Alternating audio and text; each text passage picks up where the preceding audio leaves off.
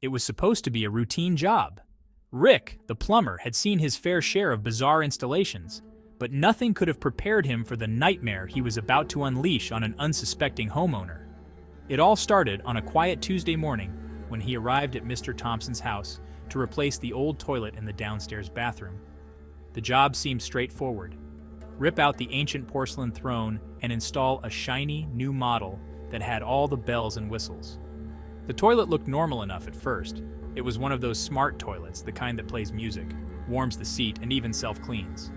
But this one had an extra feature, one that Rick didn't read about in the manual. The moment he tightened the last bolt, the toilet let out a low hum. Rick shrugged, figuring it was just the tech booting up. But then, to his horror, the toilet spoke. Well, well, well, look who's here, another hard-working American doing their job, unlike Kamala Harris or Joe Biden, am I right? Ha! Rick blinked in disbelief. Did you just talk? The toilet chuckled. Of course I talked. What, never seen a toilet with opinions before? I bet old Joe Biden wouldn't know how to install me, that's for sure. And don't even get me started on Kamala. Rick scratched his head, thinking he must be hallucinating. I'll just finish up here. He packed his tools quickly, eager to get out of the bathroom before the toilet decided to start reciting political speeches. He left a note for Mr. Thompson explaining that the installation was complete, and he bolted out the door. But Rick's departure marked the beginning of Mr. Thompson's descent into madness. Later that day, Mr. Thompson came home and noticed the new toilet. He was pleased with Rick's work until he sat down. As soon as his behind touched the seat, the toilet sprang to life. Whoa there, buddy! You know who else sits down a lot? Joe Biden. Man spends more time in his basement than I do cleaning out sewage. Mr. Thompson nearly jumped out of his skin. What the? Who said that?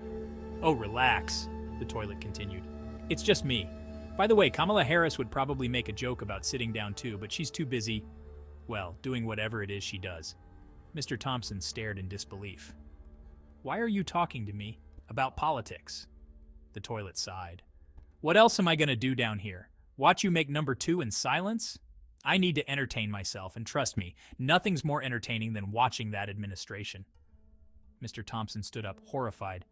This can't be happening. Oh, it's happening, the toilet replied gleefully. And while we're on the topic of things that stink, can we talk about the economy? Every time I flush, it reminds me of the national debt. From that moment on, Mr. Thompson's bathroom became a battleground. Every time he stepped inside, the toilet was ready with a fresh round of commentary. Oh, doing a number 1, are we? Not as bad as Biden's approval rating, but close. It didn't stop there. The toilet had a knack for inappropriate humor. One night, after Mr. Thompson had friends over for dinner, he excused himself to use the restroom. But as soon as he sat down, the toilet burst into laughter. Well, well, well. Looks like you had Mexican for dinner. Speaking of things that come from the South, how's that border crisis looking? Bet Kamala hasn't seen that in person either. Mortified, Mr. Thompson rushed out of the bathroom only to find his friends staring at him, wide-eyed. They had heard everything through the thin bathroom walls. No amount of explaining could convince them that he wasn't cracking jokes about the vice president's immigration policies while on the toilet. As the days passed, the talking toilet showed no signs of stopping. It was like living with a never-ending political podcast, only with the added embarrassment of bathroom humor. Oh, another flush. You're just like Congress, always circling around the same problems and never fixing anything. Man, you're full of it today. Kind of like the media, huh? Mr. Thompson's patience wore thin. His bathroom breaks became shorter, and he began holding it in, just to avoid the relentless commentary. One evening, after an exhausting day at work, he finally snapped. I can't take it anymore, he yelled, staring down at the porcelain tormentor. The toilet, unbothered, replied, I know exactly how you feel. That's how we all felt during Biden's last press conference. That was the final straw. Mr. Thompson grabbed his phone and dialed Rick the plumber. You need to come back, now.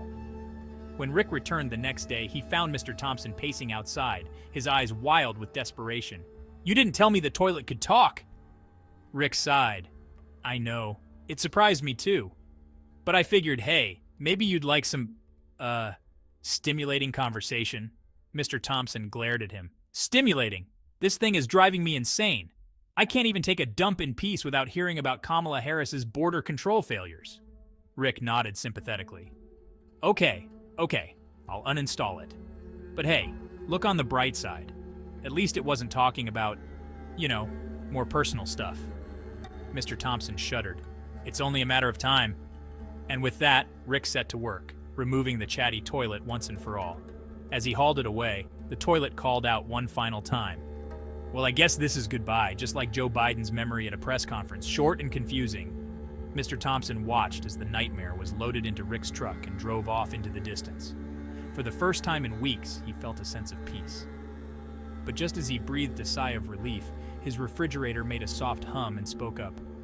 Hey there, have you heard about Kamala's latest speech on climate change? Mr. Thompson screamed.